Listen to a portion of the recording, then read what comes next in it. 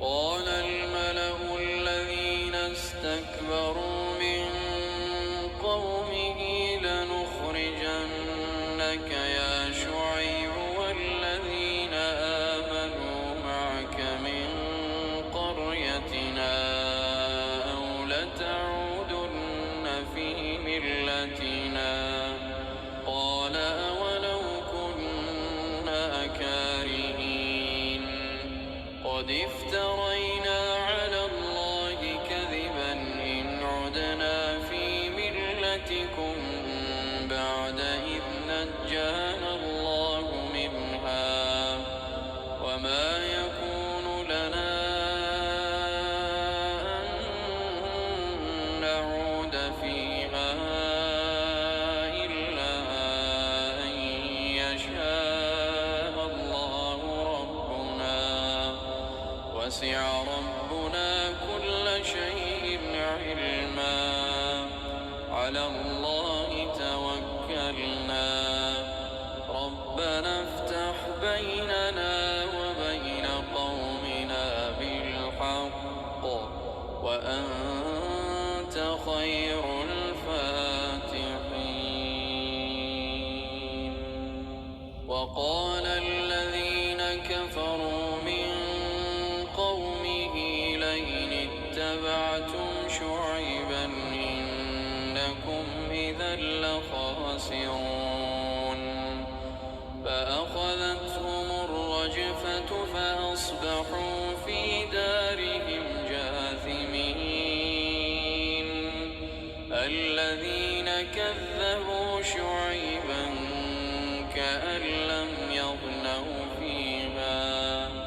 الذين كذبوا شعيبا كانوا هم الخاسرين فتولى عنهم وقال يا قوم لقد أبلغتكم رسالات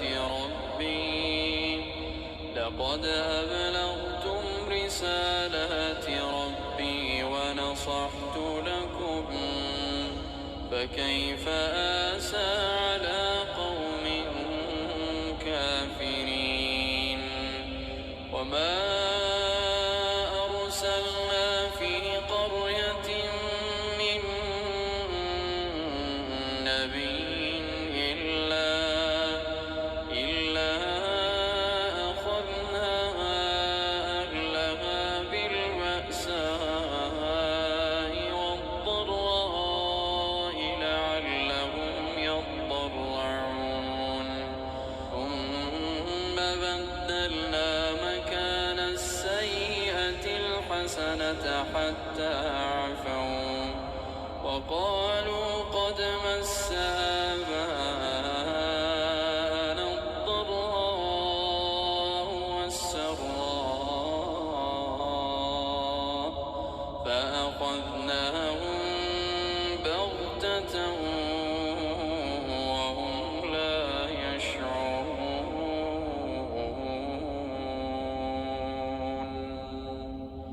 ولو أن أهل القرى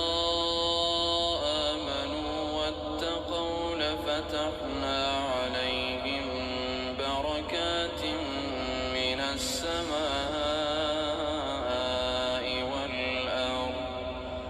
ولكن كذبوا فأخذناهم بما كانوا يكسبون أفأمن أهل القرى أن يأتيهم بأسنا بياتا وهم نائمون أوأمن أهل القرى أن يأتيهم بأسنا ضحى وهم يلعبون أفأمنوا مكر الله فلا يأمن مكر الله إلا القوم الخاسرون.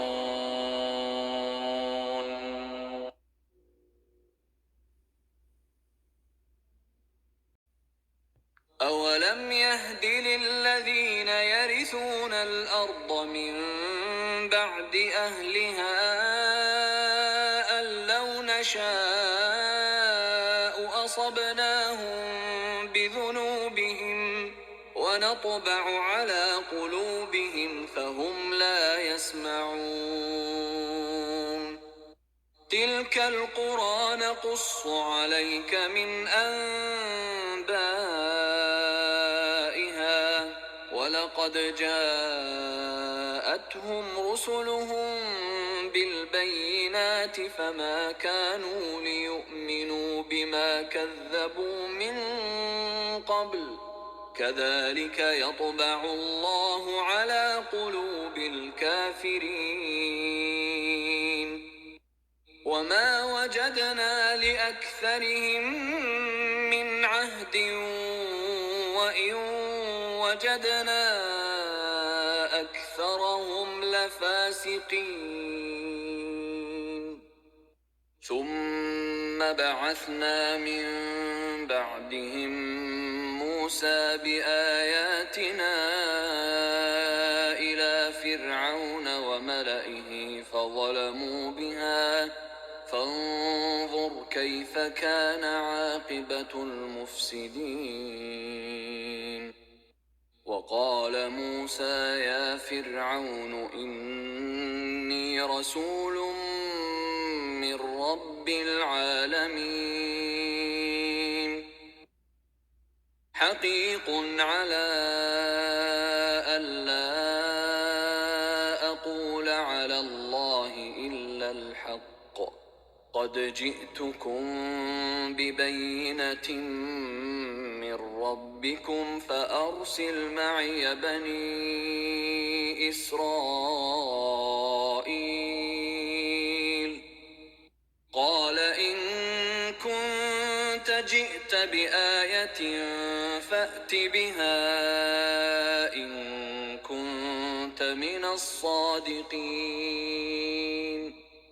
فألقى عصاه فإذا هي ثعبان مبين ونزع يده فإذا هي بيضاء للناظرين قال الملأ من قوم فرعون إن هذا لساحر عليم يريد أن يخرجكم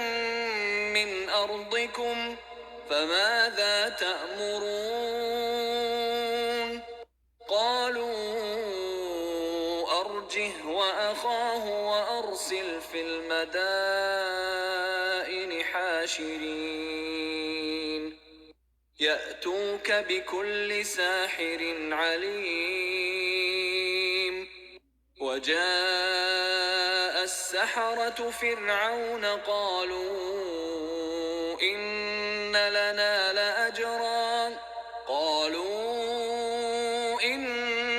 لنا لأجرا إن كنا نحن الغالبين قال نعم وإنكم لمن المقربين قالوا يا موسى إما أن تلقي وإما أن نكون نحن الملقين قال ألقوا فلما ألقوا سحروا أعين الناس واسترهبوهم وجاءوا بسحر عظيم وأوحينا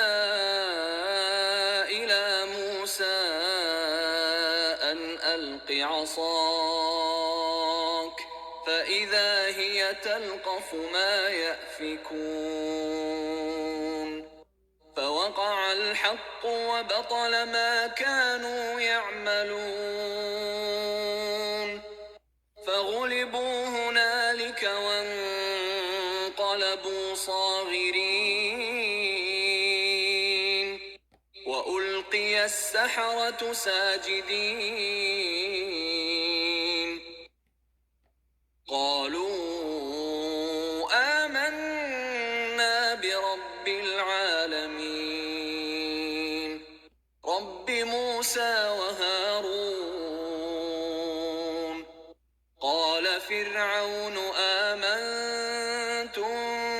به قبل أن آذن لكم إن هذا لمكر مكرتموه في المدينة لتخرجوا منها أهلها فسوف تعلمون لأقطعن أيديكم وأرجلكم من خلاف ثم لأصلبنكم أجمعين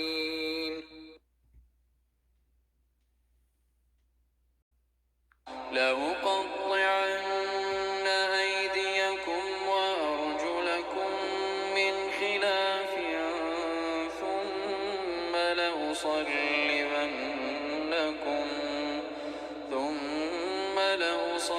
لأصلبنكم أجمعين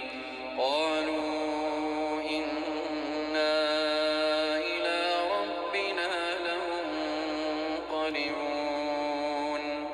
وما تنقم منا إلا أن آمنا بآيات ربنا لما جاءتنا ربنا أفرغ علينا صبرا وتوفنا مسلمين وقال الملأ من قوم فرعون أتذر موسى وقومه ليفسدوا في الأرض ويذرك وآلهتك قال سنقتل أبناءهم ونستحيي نساءهم وإنا فوقهم قاهرون قال موسى لقومه استعينوا بالله واصبروا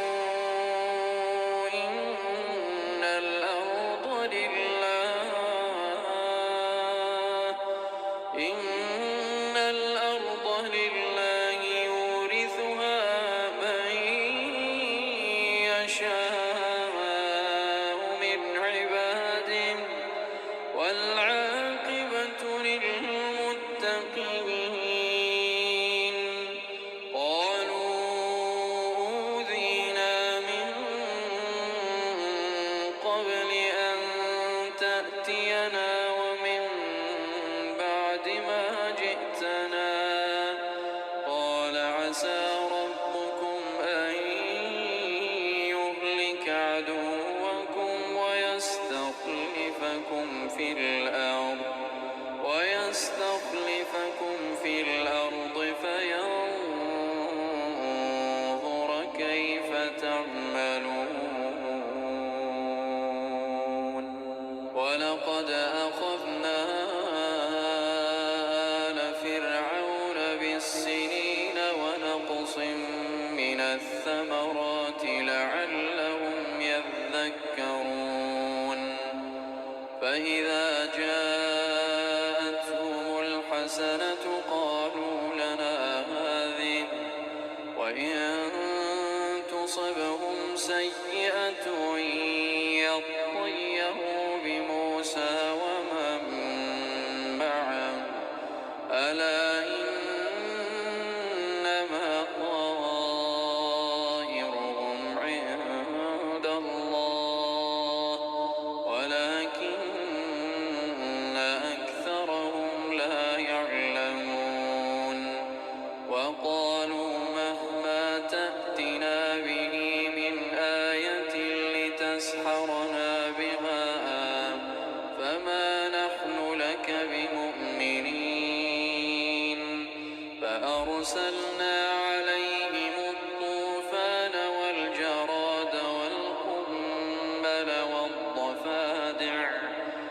وقدم آيات مفصلات فاستكبروا وكانوا قوما مجرمين ولما وقع عليهم الرجز قالوا يا موسى ادع لنا ربك بما عهد عندك لئن كشفت عنا الرجز لنؤمنن لك لئن كشفت عنا الرجز لنؤمنن لك ولنرسلن معك بني إسرائيل فلما كشفنا عنهم الرجز إلى أجل هم بالغوه إذا هم ينكثون فانتقمنا منهم فأغرقناهم في اليم بأنهم كذبوا بآياتنا وكانوا عنها غافلين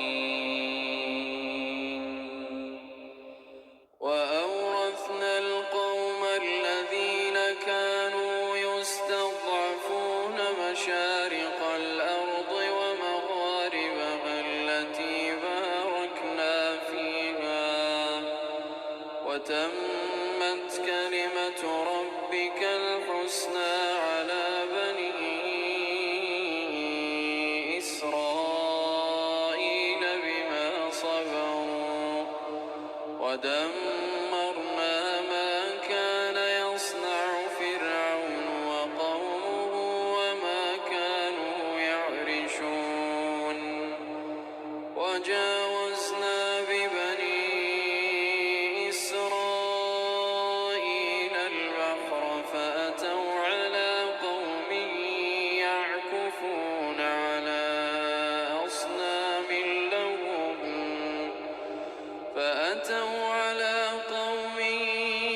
يعكفون على أصنام لهم قالوا يا موسى اجعل لنا إلها كما لهم آلهة قال إنكم قوم تجهلون إن هؤلاء متبر ما هم فيه وباطل ما كانوا يعملون قال أغير الله أبغيكم إلها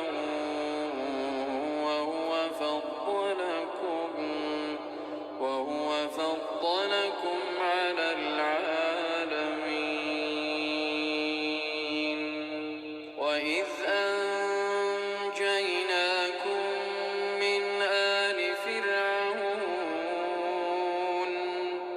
يسومونكم سوء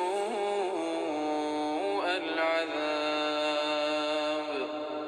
يقتلون أبناءكم ويستحيون نساءكم وفي ذلكم بلاء من ربكم عظيم وواعدنا موسى 30 ليلة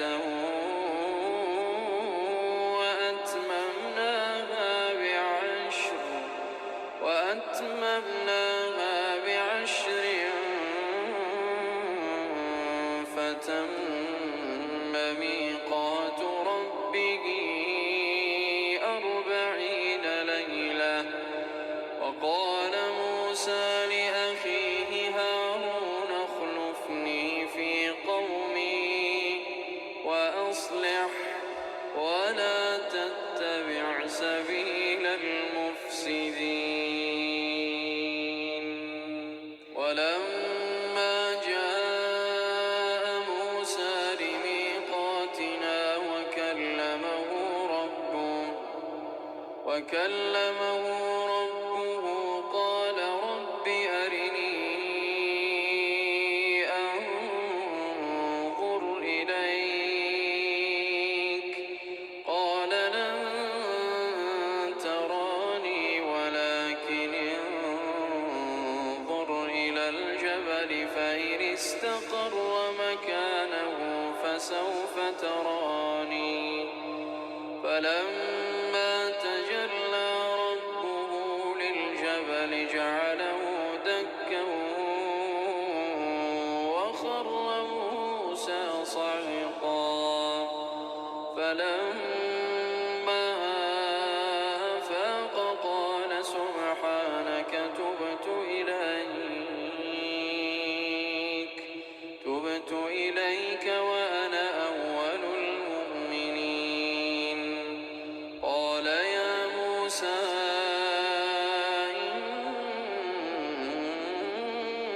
إني اصطفيتك على الناس برسالاتي وبكلامي فخذ ما آتيتك وكن من الشاكرين. وكتبنا له في الألواح من كل شيء موعظة وتفصيلا لكل شيء فخذها بقوة وأمر قومك يأخذوا بأحسنها سأريكم دار الفاسقين. سأصرف عن آياتي الذين يتكبرون في الأرض بغير الحق وإن يروا كل آية لا يؤمنوا بها وإن يروا سبيل الرشد لا يتخذوه سبيلا وإن يروا سبيل الغي يتخذوه سبيلا. ذلك بأنهم كذبوا بآياتنا وكانوا عنها غافلين. والذين كذبوا بآياتنا ولقاء الآخرة حبطت أعمالهم هل يجزون إلا ما كانوا يعملون. واتخذ قوم موسى من بعده من حليهم عجلا جسدا له خوار ألم يروا أنه لا يكلمهم ولا يهديهم سبيلا اتخذوه وكانوا ظالمين. ولما سقط في أيديهم ورأوا أنهم قد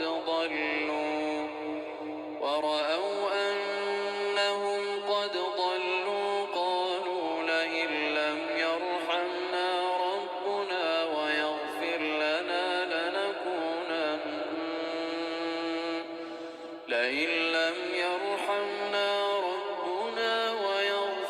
لنا لنكونن من الخاسرين. ولما رجع موسى إلى قومه غضبان أسفا قال بئس ما خلفتموني من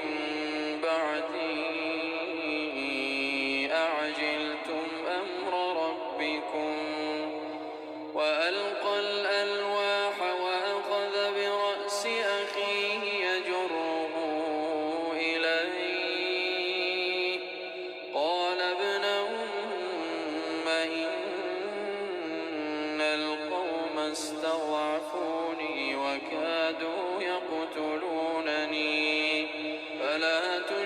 ألحقت بي الأعداء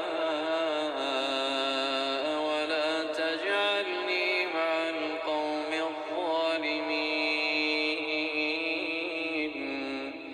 قال رب اغفر لي ولأخي وأدخلنا في رحمتك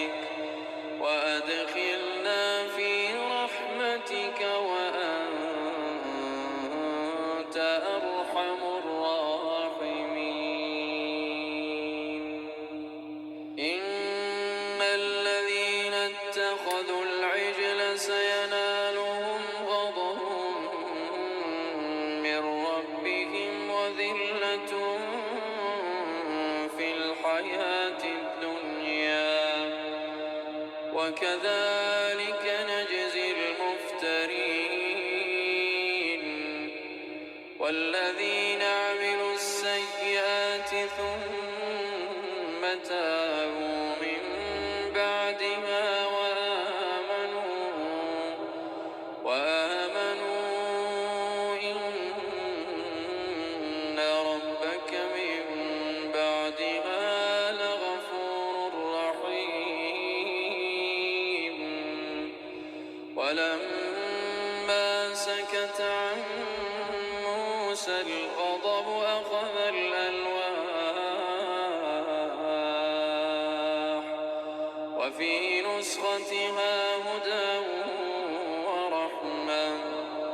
وفي نسختها هدى ورحمة للذين هم لربهم يرهبون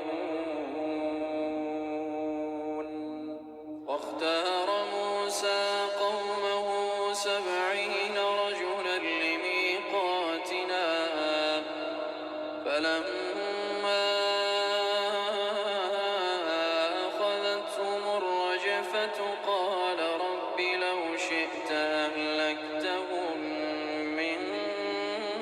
قبل وإياي أتهلكنا بما فعل السفهاء منا إن هي إلا فتنتك تضل بها من تشاء وتهدي من تشاء أنت ولينا فاغفر لنا وارحمنا وأنت خير الغافرين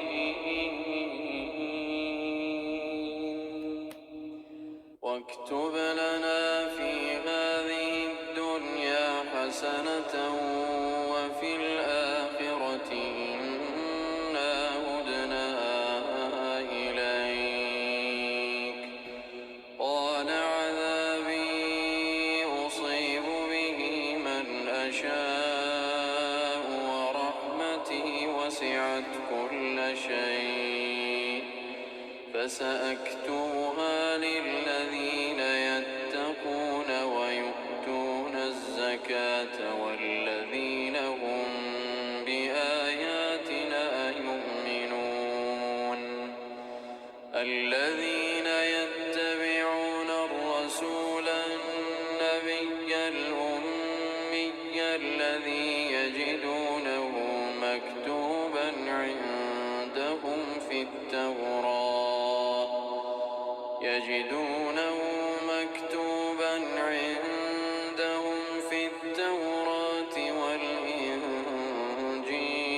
والإنجيل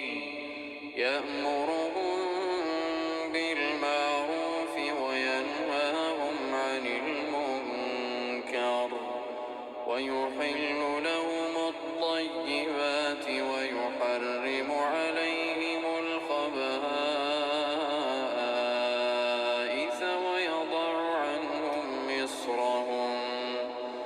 ويضع عنهم إصرهم والأغلال التي كانت عليهم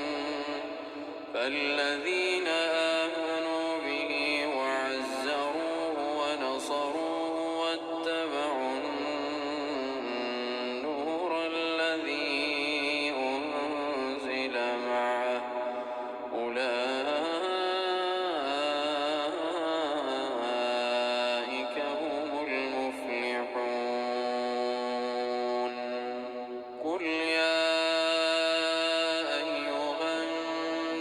الناس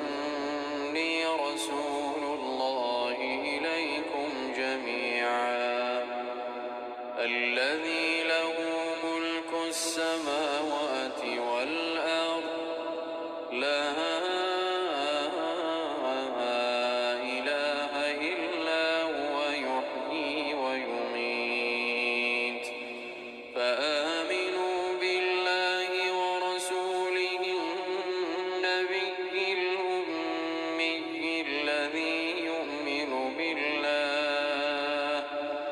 الذي يؤمن بالله وبكلماته واتبعوه لعلكم تهتدون ومن قوم موسى أمة يهدون بالحق وبه يعدلون وقطعناهم 12 أسباطا أمما وأوحينا إلى موسى إذ استسقاه قومه أن اضرب بعصاك الحجر فانبجست منه 12 عينا قد علم كل أناس مشربهم وظللنا عليهم الغمام وأنزلنا عليهم المن والسلوى كلوا من طيبات ما رزقناكم وما ظلمونا ولكن كانوا أنفسهم يظلمون وإذ قيل لهم اسكنوا هذه القرية وكلوا منها حيث شئتم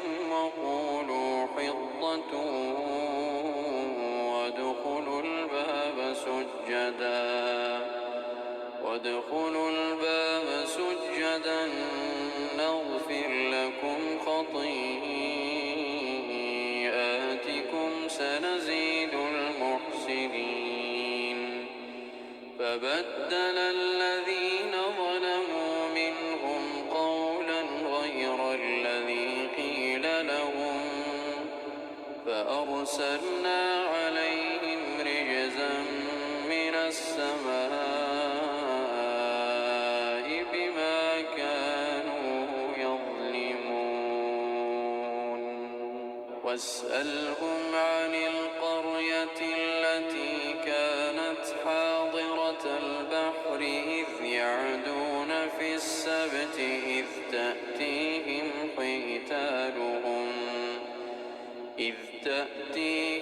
حيتانهم يوم سبتهم شرعا ويوم لا يسبتون لا تأتيهم كذلك نبلوهم بما كانوا يفسقون وإذ قالت أمة منهم لم تعظون قوما الله مهلكهم أو معذبهم عذابا شديدا قالوا معذرة إلى ربكم ولعلهم يتقون فلما نسوا ما ذكروا به أنجينا الذين ينهون عن السوء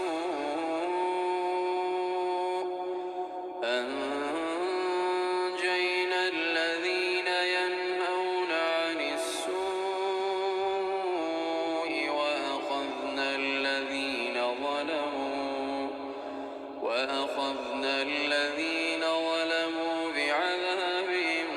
بئيس بما كانوا يفسقون فلما عتوا عما نهوا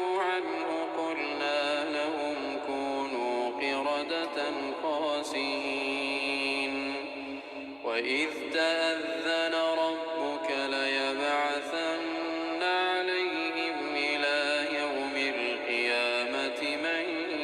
يسومهم سوء العذاب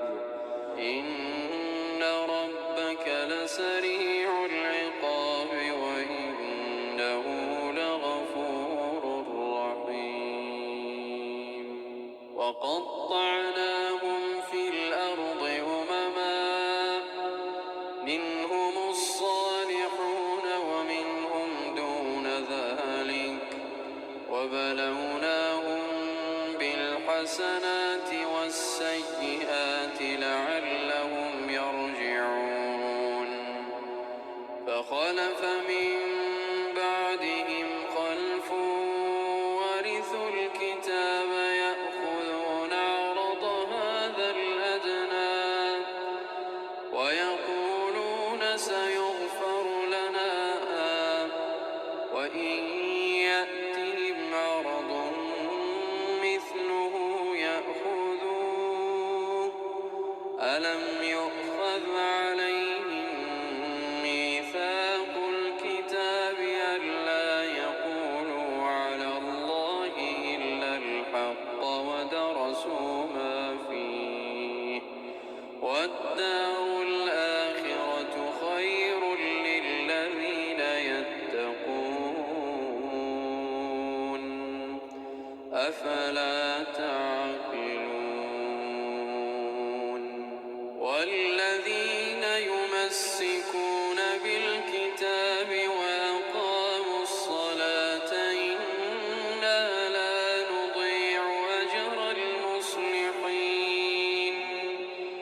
وإذ نتقنا الجبل فوقهم كأنه ظلة وظنوا أنه واقع بهم خذوا ما آتيناكم بقوة خذوا ما آتيناكم بقوة واذكروا ما فيه لعلكم تتقون. وإذ أخذ ربك من بني آدم من ظهورهم ذريتهم وأشهدهم على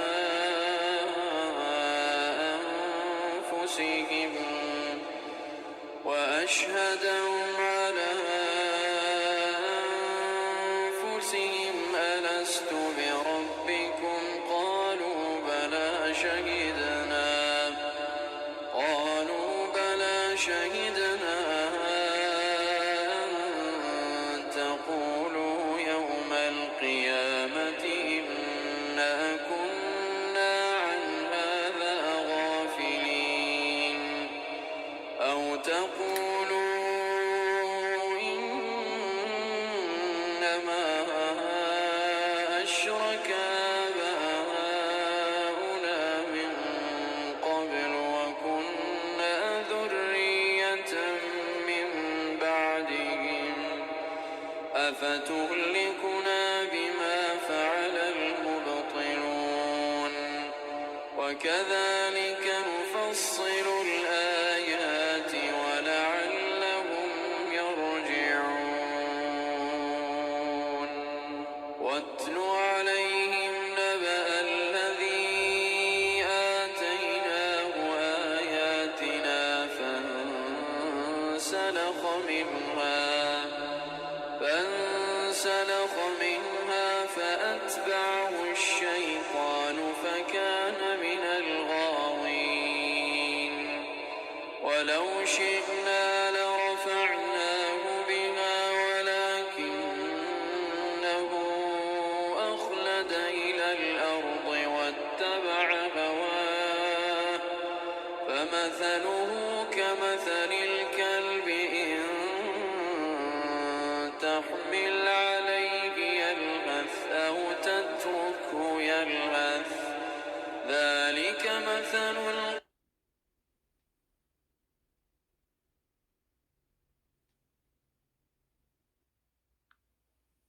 ولو شئنا لرفعناه بها ولكنه أخلد إلى الأرض واتبع هواه فمثله كمثل الكلب إن تحمل عليه يلهث أو تتركه يلهث ذلك مثل القوم الذين كذبوا بآياتنا فاقصص القصص لعلهم يتفكرون ساء مثلا القوم الذين كذبوا بآياتنا وأنفسهم كانوا يظلمون من يهد الله فهو المهتدي ومن يضلل فأولئك هم الخاسرون ولقد ذرأنا لجهنم كثيرا من الجن والإنس لهم قلوب لا يفقهون بها ولهم أعين لا يبصرون بها ولهم آذان لا يسمعون بها أولئك كالأنعام بل هم أضل أولئك هم الغافلون ولله الأسماء الحسنى فادعوه بها وذروا الذين يلحدون في أسمائه سيجزون ما كانوا يعملون وممن خلقنا أمة يهدون بالحق وبه يعدلون والذين كذبوا بآياتنا سنستدرجهم من حيث لا يعلمون وأملي لهم إن كيدي متين أولم يتفكروا ما بصاحبهم من جنة إن هو إلا نذير مبين أولم ينظروا في ملكوت السماوات والأرض وما خلق الله من شيء وأن عسى أن يكون قد اقترب أجلهم فبأي حديث بعده يؤمنون من يضلل الله فلا هادي له ويذرهم في طغيانهم يعمهون يسألونك عن الساعة أيان مرساها قل إنما علمها عند ربي لا يجليها لوقتها إلا هو ثقلت في السماوات والأرض لا تأتيكم إلا بغتة يسألونك كأنك حفي عنها قل إنما علمها عند الله ولكن أكثر الناس لا يعلمون قل لا أملك لنفسي نفعا ولا ضرا إلا ما شاء الله ولو كنت أعلم الغيب لاستكثرت من الخير وما مسني السوء إن أنا إلا نذير وبشير لقوم يؤمنون هو الذي خلقكم من نفس واحدة وجعل منها زوجها ليسكن إليها فلما تغشاها حملت حملا خفيفا فمرت به فلما أثقلت دعوا الله ربهما لئن آتيتنا صالحا لنكونن من الشاكرين فلما آتاهما صالحا جعلا له شركاء فيما آتاهما فتعالى الله عما يشركون أيشركون ما لا يخلق شيئا وهم يخلقون ولا يستطيعون لهم نصرا ولا أنفسهم ينصرون وإن تدعوهم إلى الهدى لا يتبعوكم سواء عليكم أدعوتموهم أم أنتم صامتون إن الذين تدعون من دون الله عباد أمثالكم فادعوهم فليستجيبوا لكم إن كنتم صادقين ألهم أرجل يمشون بها أم لهم أيدي يبطشون بها أم لهم أعين يبصرون بها أم لهم آذان يسمعون بها قل ادعوا شركاءكم ثم كيدون فلا تنظرون إن وليي الله الذي نزل الكتاب وهو يتولى الصالحين والذين تدعون من دونه لا يستطيعون نصركم ولا أنفسهم ينصرون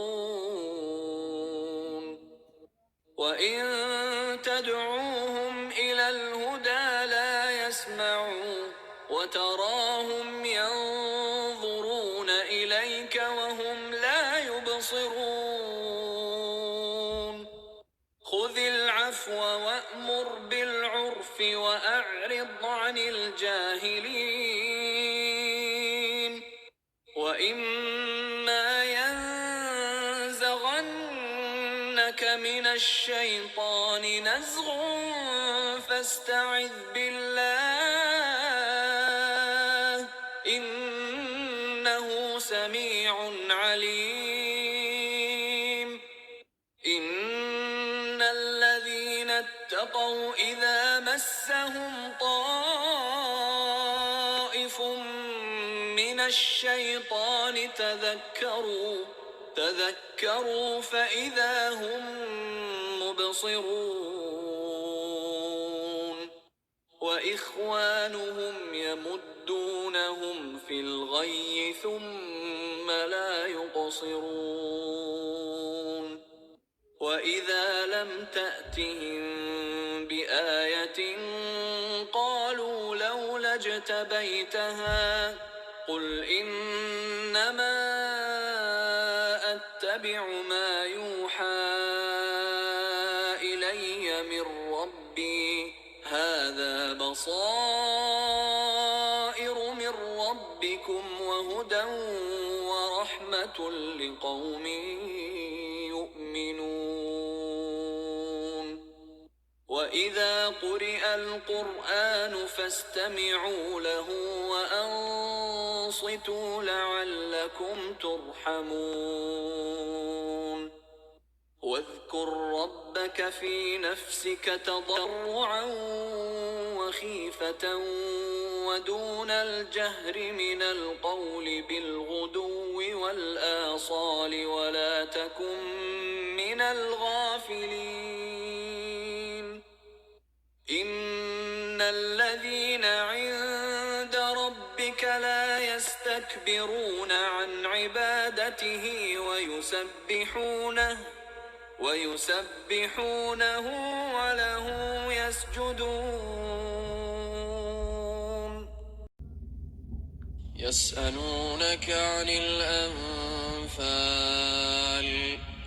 قل الأنفال لله والرسول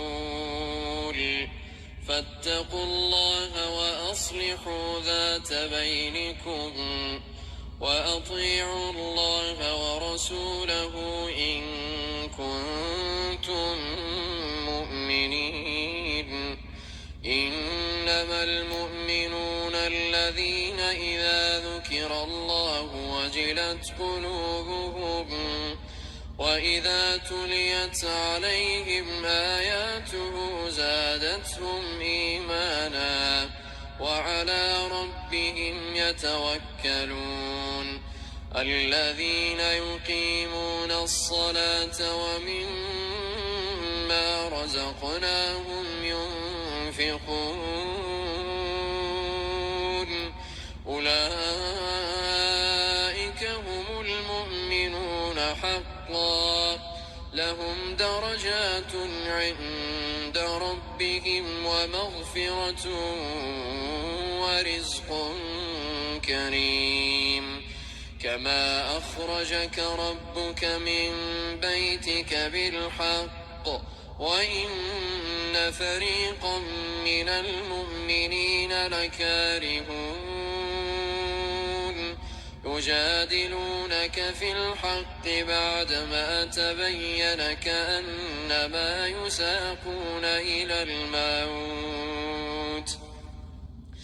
كأنما يساقون إلى الموت وهم ينظرون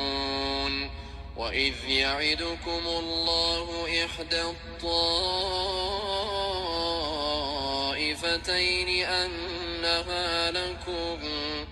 وتودون أن غير ذات الشوكة تكون لكم ويريد الله أن يحق الحق بكلماته ويقطع دابر الكافرين ليحق الحق ويبطل الباطل ولو كره المجرمون إذ تستغيثون ربكم فاستجاب لكم أني ممدكم بألف من الملائكة مردفين وما جعله الله إلا بشرى ولتطمئن به قلوبكم وما النصر إلا من عند الله إن الله عزيز حكيم إذ يغشيكم النعاس أمنة منه وينزل عليكم من السماء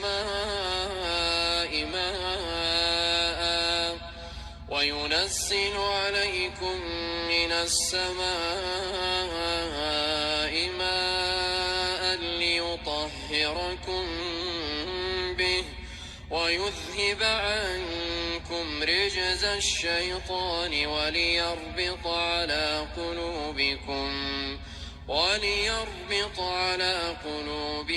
ويثبت به الأقدام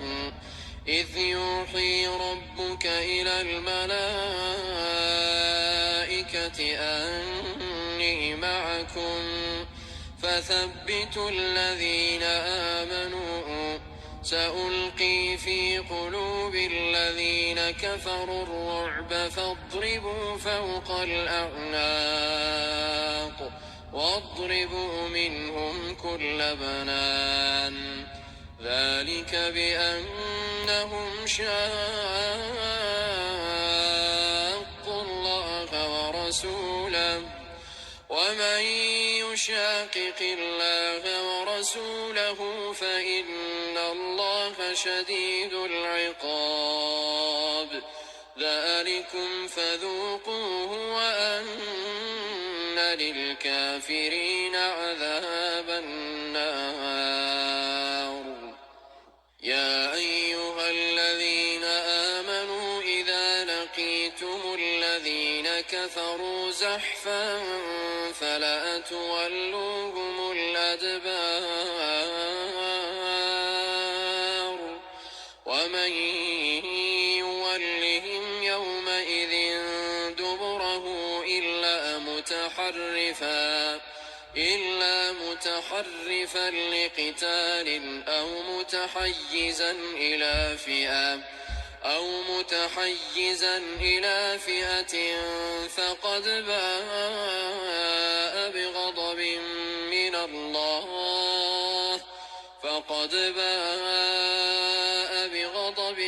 من الله ومأواه جهنم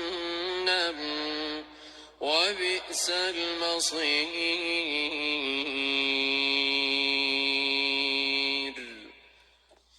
فلم تقتلوهم ولكن الله قتلهم وما رميت إذ رميت ولكن الله رمى وليبلي المؤمنين منه بلاء حسنا إن الله سميع عليم ذلكم وأن الله موهن كيد الكافرين إن تستفتحوا فقد جاءكم الفتح وإن تنتهوا فهو خير لكم وإن تعودوا نعد ولن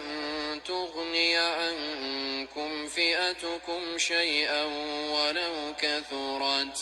ولو كثرت وأن الله مع المؤمنين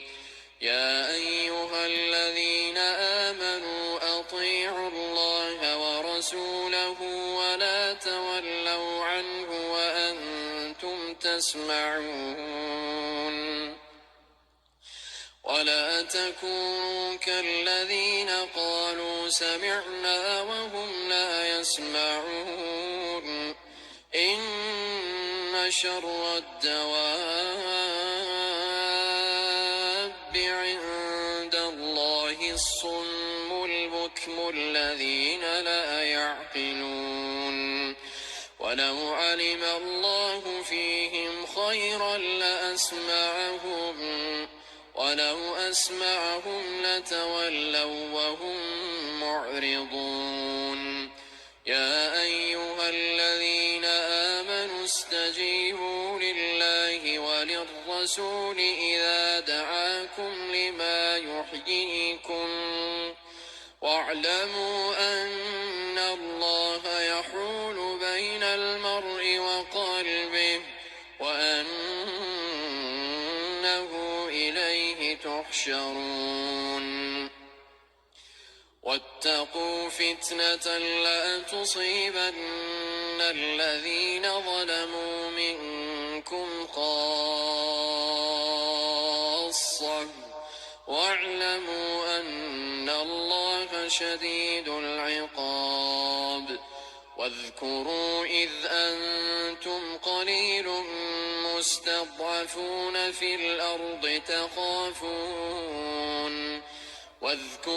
إذ أنتم قليل مستضعفون في الأرض تخافون أن يتخطفكم الناس فآواكم وأيدكم بنصره ورزقكم من الطيبات لعلكم تشكرون. يا أيها الذين آمنوا لا تخونوا الله والرسول وتخونوا أماناتكم وأنتم تعلمون. واعلموا أنما أموالكم وأولادكم فتنة وأن الله عنده أجر عظيم. يا أيها الذين آمنوا إن تتقوا الله يجعل لكم فرقانا ويكفر عنكم سيئاتكم ويغفر لكم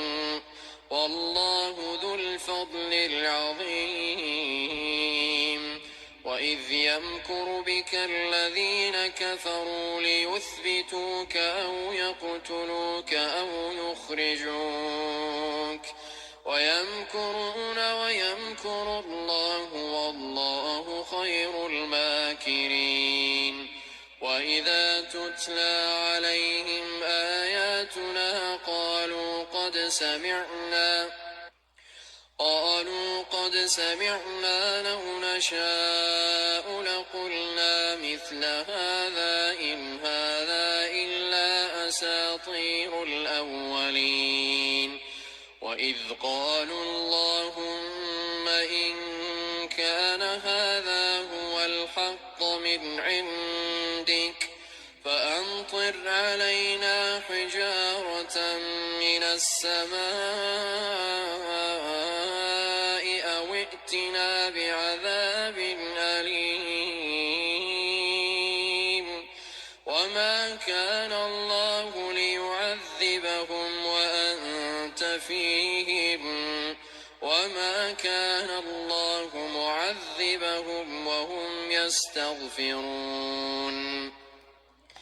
وما لهم ألا يعذبهم الله وهم يصدون عن المسجد الحرام وما كانوا أولياءه إن أولياؤه إلا المتقون ولكن أكثرهم لا يعلمون. وما كان صلاتهم عند البيت إلا مكاء وتصدية فذوقوا العذاب بما كنتم تكفرون. إن الذين كفروا ينفقون أموالهم ليصدوا عن سبيل الله فسينفقونها ثم تكون عليهم حسرة ثم يغلبون والذين كفروا إلى جهنم يحشرون. ليميز الله الخبيث من الطيب ويجعل الخبيث بعضه على بعض فيركمه جميعا فيجعله في جهنم أولئك هم الخاسرون. قل للذين كفروا إن ينتهوا يغفر لهم ما قد سلف وإن يعودوا فقد مضت سنة الأولين. وقاتلوهم حتى لا تكون فتنة ويكون الدين كله لله فإن انتهوا فإن الله بما يعملون بصير وإن تولوا فاعلموا أن الله مولاكم نعم المولى ونعم النصير.